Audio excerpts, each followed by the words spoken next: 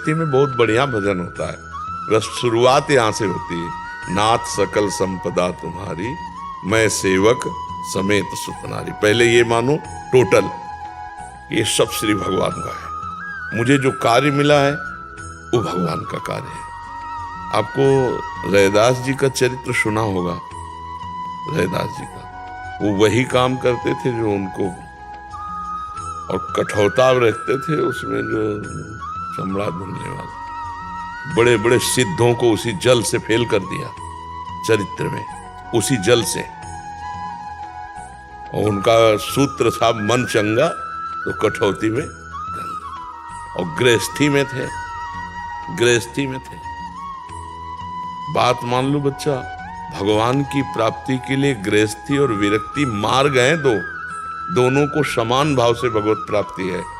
अब हम duty bye duty है, अब हमारी ड्यूटी है, हम सुबह से लगे रात के 12 बजे उठ करके अपनी दिनचर्या को लगे, तो हम भी तो लगे हैं ना। तुम्हारी गृहस्थी में 4 लोग 6 लोग होंगे, हमारी गृहस्थी में हजारों की संख्या में है ना। देखो लो, आप हमारे बच्चे हो कि नहीं, आप हमारे परिवार हो कि नहीं। तो ऐसे अब हमें बंधन इसलिए नहीं कि ये मेरे नहीं, आप मेरे नहीं, आप प्रभु के हैं, इसलिए आप आए हैं। आप प्रभुमय हैं हमारे लिए, हमारे भगवान आए, या हम इस भाव से मिलते हैं, हमें कोई विक्षेप नहीं है। यदि आप अपनी पत्नी में भगवान देखें, अपने पुत्र में भगवान देखें, माता पिता में भगवान देखें, अगर मंदिर ना भी जाओ तो चलेगा, क्योंकि घर में आप भगवान देख रहे हैं ना।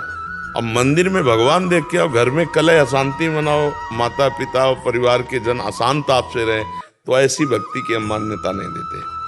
भले मंदिर न जाओ, लेकिन अपने घर में जो सदस्य आपको मिले हैं, भगवान ने दिया है, पत्नी पुत्र माता पिता, ये आपको कर्तव्य दिया है, भगवान ने पूजा दी, इनकी पूजा करो, इनके अपने अपने धर्म के अनुसार। यदि आप अपने धर्म के अनुसार पूजा करते हो, बीच बीच में राधा राधा राधा राधा जप लेते हो, और जो समय आपका है वो भगवान को अर्पित करते हो, कर्म अर्पित करते हो, तो आप महाभागवत हो, बढ़िया भक्ति है। ये सोचना कि हम गृहस्थ हैं, अगर हम विरक्त होते, यही माया का खेल है कि अगर हम विरक्त होते तो भजन कर लेते। जो विरक्त हुआ ना, वो सोचता है यार गृहस्थी में बड़ा सुख है। ये भूत के लड्डू ऐसे माया के हैं कि जो खाए सो पचता है, जो ना खाए सो पचता है। अच्छा, अब दूसरे को देखा आपने माला लिए ऐसे थोड़ी देर के लिए, तो आपको लगा यार जिंदगी का सुख तो ये ले रहा है, हम तो सुख ही नहीं पा रहे, तो मायाकृत सुख है। तो सही पूछो तो आपका भजन बहुत जोर का हो सकता है, क्योंकि आपको दान नहीं लेना, दान देना है। आपको पैर नहीं पूजवाने, पैर पूजना है, और खुद भजन करना है, और 4 को खवा के भजन करना है। तुम्हारा भजन बहुत जोर का भजन बनेगा बच्चा।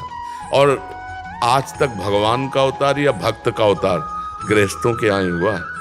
आप देखो ना, संत महात्मा भगवान सब गृहस्थों के यहाँ ही तो अवतार लिए।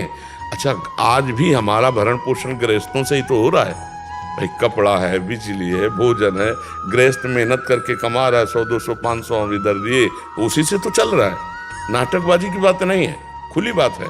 तो गृहस्थ धर्म सबसे बड़ा धर्म है, जो हर धर्म का, हर आश्रम का पोषण करते हुए स्वयं भजन कर रहा है, वो महान है। ये बात समझना पड़ेगा। हमारी समझ में गृहस्थ आश्रम बहुत बड़ा है, यदि धर्म से चले तो, धर्म से चले तो बोले फिर आप बाबा जी क्यों बन गए? जैसे नहीं, बाबा जी, ये हमारे भाग्य में लिखा था। भगवान की प्राप्ति के लिए जरूरी नहीं बाबा जी बनना, जरूरी है भजन करना, जरूरी है धर्म से चलना। तो बाबा जी बन के अगर भजन न करे तो भगवान मिल जाएंगे क्या? नरक जाएगा, नरक, सीधे नरक। मान लो सरकारी पुलिस की वर्दी पहने हो और चोरी करते पकड़ा जाए तो विशेष अपराधी माना जाएगा कि नहीं? कि आप तो जानते ही हो और फिर आप चोरी कर रहे हो, तो ऐसे साधु वेश है, तो आप जानते हो धर्म को और फिर भी अधर्म कर रहे हो।